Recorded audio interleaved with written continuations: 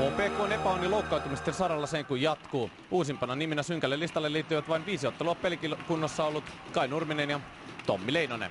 Tappara onnistuikin murtamaan Siipirikkosen kerran alakerran 8 minuutin tahtoamisen jälkeen. Anssi Salmeri siirtää isännät ylivoimalla johtoon. Viikon tauon pelaamisesta pitänyt Tappara on valmistautunut tähän otteluun huolellisesti 3 päivän ajan ja se näkyy. Kiirosinnat herkuttelevat erässä vielä vierasjoukkueen kustannuksella 2 otteeseen. Joonas Enlund muuttaa lukemat ensin 2-0. Ja kolmantena kerhovat Jändi Kiodan yllättää parikymppistä Enlundia lähes 2 kertaa vanhempi Janne Ojanen. Tapparan dominointi Hakametsässä jatkuu myös toisessa erässä. Ensimmäisen maalin alustanut Steve Saviano merkkauttaa nimensä seuraavana maalintekijätilastoon. Sitten vuoron saa Teemu Nurmi, Enlund ja Jori Lehterä esityön tekijöinä. Ja ajassa 25-25 lukemat jo 6-0 muuttaa Timo Koskela.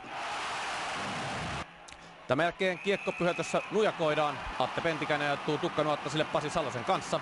Päätuomari Tom Laaksonen mätkäisee parivalikalle Tappurusta pelirangaistuksen.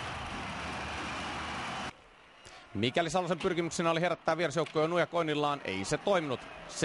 7-0 hyvä olla. Sami Venäläiselle kauden 8. osuma. Ja toisen erän ilotulituksen päättää illan toisellaan Janne Ojanen.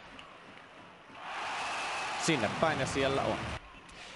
Kerhomaalille päätöserään vaihdettu Teemu Lassila ei pysty pitämään maalia puhtana kuin 12 minuuttia. Ossi-Pekka Lehtonen muuttaa lukemat ensin 9-0 kauden ensimmäisellä maalillaan. Ja Tapparan maalimursteesta päättää Janne Ojanen. Hattutemppu on Konkari Centerille kauden ensimmäinen. HPK rikkoo kuparisensa vihdoin ja viimein 5 minuuttia ennen loppua. 10-1 loppunumerot ottelulle niittaa Jonas Andersson. Kirves innoissa 5 pelaajaa ylsi 3 tehopisteeseen. Tapparan kaikkien aikojen suurin voitto HPK:sta on 13-1. Siihen ei aivan ylletty tänään.